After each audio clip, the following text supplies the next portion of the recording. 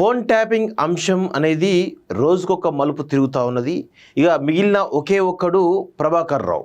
So ఇప్పటి వరకు కూడా ఎవరైతే ఐ న్యూస్ అధినేత ఎవరైతే ఉన్నారో శ్రవణ్ రావు తన ఐ న్యూస్ ఆఫీస్లోనే వార్ రూమ్ పెట్టుకొని అక్కడ చాలా రకాలుగా చాలామంది పైన ఫోన్ ట్యాపింగ్ చేసినట్టుగా మనకు సమాచారం అందుతూ ఉంది.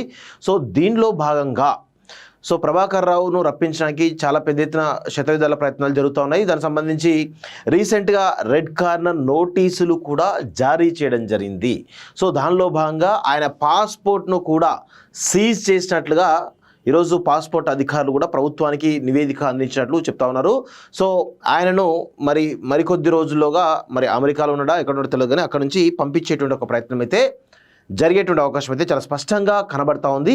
సో దాని గురించి డీటెయిల్గా మనం మాట్లాడుకోవాల్సినటువంటి అవసరం అయితే ఉంది మిత్రులారా. ఎందుకంటే ఫోన్ ట్యాపింగ్ అంశం నేను రోజు చెప్తాను. ఫోన్ ట్యాపింగ్ అంశం అనేది చాలా ఇంపార్టెంట్ అంశంగా మనమైతే చెప్పొచ్చు.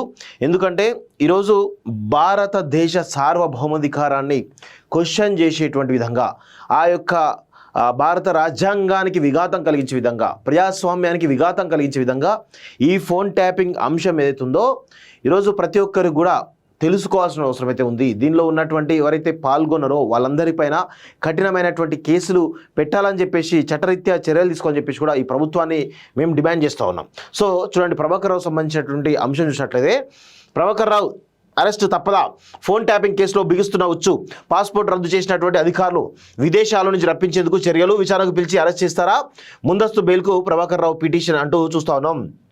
హైకోర్టు జడ్జిలను ఫోన్లను కూడా ట్యాపింగ్ చేసినటువంటి ఈ యొక్క ప్రభాకర్ రావు ఎవరైతే ఉన్నారో దయచేసి ఆయనకు ఎటువంటి ఎగ్జంప్షన్ కూడా ఇవ్వద్దు అని చెప్పేసి న్యాయస్థానాల్లో నేను కోరుతా ఉన్నాను. ఇది భారత రాజ్యాంగానికి విరుద్ధంగా పనిచేసినటువంటి వ్యవస్థ కాబట్టి దయచేసి ఇలాంటి వాళ్లకు ఎగ్జంప్షన్స్ కానీ ఇంకా ఎలాంటి బెయిల్స్ కానీ ఇవ్వద్దు అని చెప్పేసి కూడా నేను కోరుతా ఉన్నాను. సో ఫోన్ ట్యాపింగ్ కేసు కీలక మలుపు తిరిగింది. ఈ కేసులో ప్రధాన నిందితుడిగా ఉన్నటువంటి ఎస్ఐబి మాజీ చీఫ్ ప్రభాకర్ రావు పాస్పోర్ట్ను అధికారులు రద్దు చేశారు. ఈ మేరకు హైదరాబాద్లో ఉన్నటువంటి పాస్పోర్ట్ అధికారులు సమాచారం ఇచ్చారని చెప్పేసి చాలా స్పష్టంగా తెలుస్తుంది. పోలీసులకు పాస్పోర్ట్ అథారిటీ ఆఫ్ ఇండియా సమాచారం అందించింది. దీంతో ప్రస్తుతం అమెరికాలో ఉన్నటువంటి ప్రభాకర్ రావును వీలైనంత త్వరగా రప్పించేందుకు మార్గం సుగమమైంది. ప్రభాకర్ రావు ఖచ్చితంగా విచారణకు హాజరు కావాల్సిన పరిస్థితి ఏర్పడింది. ఆయనను విచారణకు పిలిచి అరెస్ట్ చేస్తారా లేక నోటీసులు ఇచ్చి ప్రశ్నిస్తారా అన్నది సస్పెన్స్గా మారింది. దయచేసి పోలీసులు కూడా ఈయన గతంలో పోలీస్ ఆఫీసర్ కాబట్టి మనం ఒక జాలి దయ చూపుదామనేటువంటి ఒక ప్రయత్నం మానుకోండి. దయచేసి ఈయనను పూర్తి స్థాయిలో అరెస్ట్ చేసి ఎంక్వైరీ చేస్తే దీని వెనకాల ఉన్నటువంటి అసలు దొంగలు ఎవరో బయటపడేటువంటి అవకాశం అయితే ఉంటుంది. సో ఈ విషయంపై ఓ దర్యాప్తు అధికారితో మాట్లాడగా ప్రభాకర్ రావు ముందస్తు బెయిల్ కోసం పిటిషన్ దాఖలు చేశారని హైకోర్టు ఇచ్చే ఉత్తర్వుల ఆధారంగా చర్యలు ఉంటాయన్నారు. వెలుగులోకి సంచలన విషయాలు. కాంగ్రెస్ ప్రభుత్వం అధికారంలోకి వచ్చిన కొన్ని రోజులకే ఫోన్ ట్యాపింగ్ వ్యవహారం వెలుగు చూసిన విషయం తెలిసిందే. ఎస్ఐబి మాజీ డిఎస్పీ ప్రణీత్ రావు ప్రత్యేకంగా ఓ బృందంతో పాటు తన ఆఫీసులో ప్రత్యేకంగా 2 గదులను ఏర్పాటు చేసుకుని ఈ భాగోతాన్ని నడిపించినట్లు బయటపడింది. కాంగ్రెస్ అగ్రనాయకులతో పాటు బీఆర్ఎస్లోని కీలక నేతలు పోటీ చేసిన అసెంబ్లీ సెగ్మెంట్లో బరిలో నిలబడ్డ కాంగ్రెస్ నేతలు వారి బంధుమిత్రుల ఫోన్లను ట్యాప్ చేసినట్టుగా బయటపడింది. దాంతోపాటు కాంగ్రెస్ పార్టీకి ఆర్థిక వనరులు సమకూరుస్తున్నారని భావించిన పలువురు పారిశ్రామికవేత్తలు బడా వ్యాపారుల ఫోన్లను కూడా ట్యాప్ చేసినట్టుగా వెల్లడైంది. దీంట్లో అదనపు ఎస్పీలు భుజంగరావు, తిరుపతన్న, టాస్క్ ఫోర్స్ మాజీ డీజీపీ రాధాకిషన్ రావుతో పాటు ఓ టీవీ ఛానల్ అధినేత శ్రవణ్ రావు కీలక పాత్ర పోషించినట్టుగా స్పష్టమైంది. ఈ క్రమంలో సిట్ అధికారులు మాజీ డీఎస్పీ ప్రణీత్ రావుతో పాటు భుజంగరావు, తిరుపతన్న, రాధాకిషన్ రావులను అరెస్ట్ చేశారు. ప్రస్తుతం శ్రవణ్ రావును విచారిస్తున్నారు. ఇప్పటి వరకు జరిగిన దర్యాప్తులో అప్పటి ఎస్ఐబి మాజీ ప్రభాకర్ రావు ఆదేశాల మేరకే అంతా కలిసి ఫోన్లను ట్యాప్ చేసినట్టుగా తేలింది. కేసు నమోదు కాగానే ట్యాపింగ్ సంబంధించినటువంటి కేసు నమోదు కాగానే ప్రభాకర్ రావు అమెరికాకు వెళ్ళిపోయారు. విచారణకు హాజరు కావాలని సిట్ అధికారులు నోటీసులు జారీ చేయగా స్పందించలేదు. తాము ఆరోగ్య సమస్యలతో బాధపడుతున్నట్లు ఈమెయిల్ ద్వారా విచారణ అధికారులకు సమాచారం ఇచ్చారు. వర్చువల్గా విచారణకు సహకరించడానికి సిద్ధంగా ఉన్నట్టు తెలిపారు. అయితే ప్రభాకర్ రావు నిశ్చితంగా విచారించినప్పుడే ఫోన్ ట్యాపింగ్ వ్యవహారంలో అసలు సూత్రధారులు ఎవరన్నది బయటపడుతుందని దర్యాప్తు అధికారులు భావిస్తున్నారు. దీనిపై ఓ అధికారితో మాట్లాడగా బీఆర్ఎస్ ప్రభుత్వంలోని 2 కీలక మంత్రులు ఎస్ఐబి మాజీ chief Prabhakar Rao TV channel అధినేత శ్రవణ్ రావుకు పరిచయం చేసి ఈ వ్యవహారాన్ని నడిపించినట్టుగా ఇప్పటికే వెల్లడైంది అన్నారు. రెడ్ కార్నర్ నోటీసులు కూడా ఈ క్రమంలో ప్రభాకర్ రావును వెనక్కి రప్పించేందుకు సిబిఐ ద్వారా సిబిఐ ద్వారా అతని పేరు మీద రెడ్ కార్డ్ నోటీసులు జారీ చేయించారు. ఆ వెంటనే ప్రభాకర్ రావు తనకు ముందస్తు బెయిల్ మంజూరు చేయాలంటూ హైకోర్టులో పిటిషన్ దాఖలు చేశారు. ప్రస్తుతం దీనిపై విచారణ జరుగుతున్నది. అయితే ఫోన్ ట్యాపింగ్ కేసును ప్రతిష్టాత్మకంగా తీసుకున్నటువంటి దర్యాప్తు ఎట్టి పరిస్థితుల్లో ప్రభాకర్ రావు వెనక్కి వచ్చేలా చూడాలని నిర్ణయం తీసుకున్నది. ఈ క్రమంలోనే అతని పాస్పోర్ట్ను రద్దు చేయాల్సిందిగా పాస్పోర్ట్ అథారిటీ ఆఫ్ ఇండియాను కోరింది. దీనిపై స్పందించినటువంటి అధికారులు ప్రభాకర్ రావు పాస్పోర్ట్ను రద్దు చేశారు. ఈ విషయాన్ని హైదరాబాద్ పోలీసులకు తెలిపారు. వడివడిగా చర్యలు వేగవంతంగా ముందుకు పోతున్నట్టు తెలుస్తోంది. సో ఫోన్ ట్యాపింగ్ అంశంలో చాలా కీలక పరిణామం ఇది.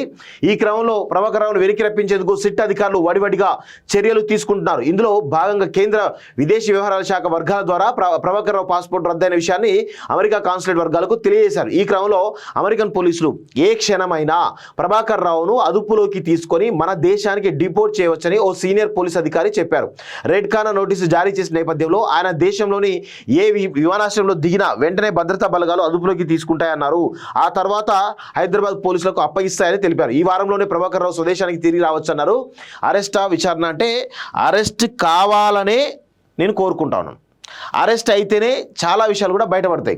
సో ప్రభాకర్ రావు అరెస్ట్ తప్పకపోవచ్చన్న చర్చ పోలీసు వర్గాల్లో జోరుగా నడుస్తున్నది. ఆరోగ్య సమస్యలతో సతమతమవుతున్నటువంటి ఆయన పట్ల దర్యాప్తు అధికారులు అంత కఠినంగా వ్యవహరించకపోవచ్చని కొందరు అధికారులు అభిప్రాయపడుతున్నారు. ప్రభాకర్ రావుకు ముందస్తు బెయిల్ మంజూరైన విచారణకు పిలిపించి ప్రశ్నిస్తామని పోలీసు అధికారులు చెబుతున్నారు. దర్యాప్తునకు సహకరించకపోతే అరెస్ట్ కూడా చేసే అవకాశాలు ఉన్నాయని చెప్పేసి కూడా తెలుస్తూ ఉంది. సో ఇక్కడ ప్రభాకర్ రావును దయచేసి పోలీసు అధికారులు అతనిపైన జాలి, దయ, కరుణ లాంటివి చూపించకండి.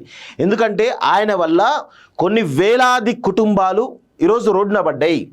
ఆయన చేసినటువంటి దందాల వల్ల పోలీస్ డిపార్ట్మెంట్ కాకి చొక్కాను అడ్డు పెట్టుకొని ఈరోజు చట్టాన్ని పరిరక్షించాల్సినటువంటి పొజిషన్లో ఉన్నటువంటి ఆ పోలీస్ అధికారి చట్టాలను అతిక్రమించి ఒక దుర్మార్గంగా వ్యవహరించినటువంటి విషయం ఇది ఫోన్ ట్యాపింగ్ అంశం. ఇది కేవలం ఫోన్ ట్యాపింగ్తో పాటు అనేక మందిని ఇబ్బంది పెట్టినటువంటి ఘటనలు కూడా చాలా ఉన్నాయి. మాలాంటి వాళ్ళం చాలామంది కూడా ఇబ్బందులు పడ్డాం. సో ఆయన ఎట్టి పరిస్థితులను వదలొద్దు. ఆయనతో పాటు గోనె సందీప్ రావు కూడా ఉన్నాడు. మరి ఆయన ఎందుకు విచారిస్తున్నారో అర్థం కావట్లేదు ఈ పోలీస్ డిపార్ట్మెంటు, అదేవిధంగా ఈ ప్రభుత్వం. గోనె సందీప్ రావు కూడా కీలకమైన వ్యక్తే. ఆయన డీజీపీ ఎస్ఓటీ డీజీపీగా ఉన్నాడు చాలా సంవత్సరాలు. మరి ఎందుకు ఆయన ఎందుకు విచారణకు పిలుస్తలేరు? దీనిలో ఏం మతలబు ఉందో మరి ప్రభుత్వమే చెప్పాల్సినటువంటి అవసరం అయితే ఉంది. పోలీస్ డిపార్ట్మెంట్ కూడా ఆయన పైన ఎందుకో ఆయనను పట్టించుకున్నటువంటి పరిస్థితులు కనబడతలేవు. ఆయన కూడా చాలా కీలకమైనటువంటి సూత్రధారి, పాత్రధారిలో ఆయన కూడా ఒకడు. ఎందుకు మరి ఈ ప్రభుత్వం ఎందుకు చర్యలు తీసుకుంటుందో అర్థం కాని పరిస్థితే కనబడతా ఉంది. సో ఇక్కడ ప్రభాకర్ రావును ఈరోజు అమెరికన్ కాన్సులేట్ వాళ్ళు పంపించడం జరుగుతూ ఉంటుంది. ఆయన అరెస్ట్ చేసి విచారణ చేస్తే దీని వెనకాల ఉన్నటువంటి అసలు దోషులు ఎవరు? కేసీఆర్, కేటీఆర్, సంతోష్ రావు లాంటి వాళ్ళు బయటపడతారు. మరి వారి గురించి వాళ్ళు బయటికి రావాలంటే ఖచ్చితంగా ఈయన ప్రభాకర్ రావును బొక్కలు వేసి విచారణ చేస్తే అన్ని విషయాలు కూడా బయటపడతాయి.